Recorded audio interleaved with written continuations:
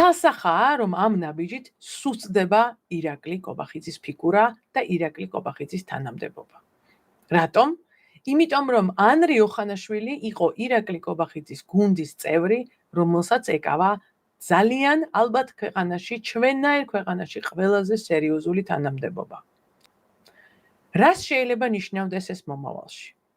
ეს შეიძლება ნიშნავდეს მოსალოდნელ გათავისუფლებას ირაკლი კობახიძის. რატომ?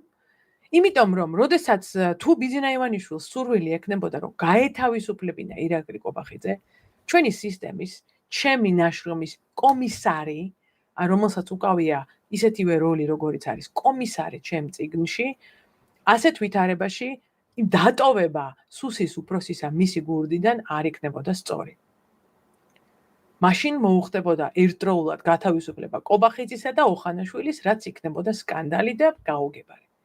ამიტომ მოსალოდნელია, რომ მოკავშირეების მიღმა დატოვებული ირაკლი კობახიძე, ასევე რომელსაც აღარა აქვს საყრდენი, რომელიც მოსუსტდება შიგნით პოლიტიკურად, ასევე შეიძლება მალე დატოვოს თანამდებობა.